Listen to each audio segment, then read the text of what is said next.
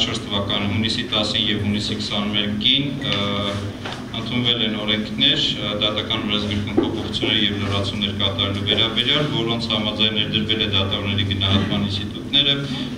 սահմանվել են դատավորների գնահատման որակական եւ քանակական հստակ չափանիշներ, դատավորների կարգապահական տուժերի վերաբերյալ հստակեցում է կատարվել, մասնապես տուժի հիմք հանդիսացող ակնհայտ եւ կոպիտ խախտման հասկացությունն է հստակ սահմանվել, ներդրվել է օրենքի փոփոխության ուժով ներդրվել է գործերի պատահական բաշխման համակարգը, բարձրացվել է օրենքների համաձայն ինքնակառավարման ունակությունը դատական իշխանության, մասնապես էթիկա եւ կարգապահական հարցերի հանձնաժողով, ուսումնական եւ այլ հանձնաժողովներ են ձևավորվել, որոնք կտրվում են այդ հանձնաժողովները ձևավորվում են դատավորների ընդհանուր ժողովի կողմից եւ այլ էական ինստիտուտներ են ներդրվել, որոնք ըստ էության ապահովելու են դատական իշխանության եւ ինքնակառավարումը զարգացնելու եւ հաշվետու լինելու ունակությունը։ Նոր ինստիտուտներ նախատեսող օրենքների մասով նախատեսվել է շարժական գույքի իրավունքների գրանցման նախագծվել է եւ այժմ շրջանառության մեջ է գտնվում շարժական գույքի նկատմամբ իրավունքների գրանցման մասին օրենքը, որը էական խթան կհանդիսանա փոքր եւ միջին ձեռնարկատիրությունը զարգացնելու համար։ Այս օրենքի հիմնական կարգավորման առարկան հանդիսանում է այն, ըստ որի անձիկ հնարավորություն կստանան ցանկացած իրավունք շարժական գույքի նկատմամբ գրանցել այս մասում եւ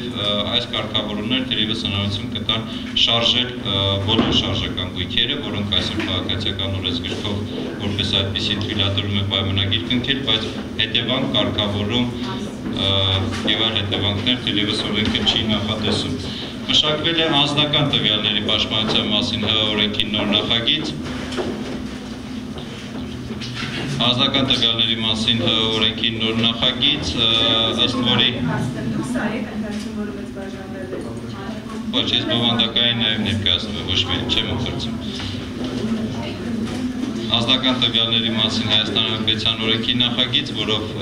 էական պաշտպանություն է տրվում անձանց անհատական տվյալներին, օրենքի նախագծով նախատեսում է ստեղծել մարմին, որը պետք է հետևի անձանց անձնական տվյալների պահպանությանը։ Այս մարմնի ձևավորման կարգն է թերևս նորամուծություն, մարմնի ղեկավարը նշանակվելու է Հայաստանի Հանրապետության վարչապետի կողմից, տեխնայություն առաջարկվելու է արտադրության նախարարի կողմից, բայց արտադրության նախարարի կողմից առաջարկվելու են հասարակական կազմակերպությունների կողմից առաջարկված տեխնացուները։ Այսինքն արտադրության նախարարը ներկայացնում է տեխնացությունը հասարակական կազմակերպությունների կողմից առաջարկված անձանց ցանկից։ Որպես վիճակագրական տեղեկություններ տեղեկացնեմ, որ մշակվել է 35 իրավական ակտ, գիտեք արտադրության նախարարությունը նաև իրականացնում է փորձաքննություն Հայաստանի Հանրապետությունում Հայաստանի Հանրապետության բոլոր իրավական ակտերի նախագծերի վերաբերյալ, ըստ այդմ 124 օրենքների նախագծերի վերաբերյալ տրվել է եզրակացություն, 36 ընդունված օրենքների վերաբերյալ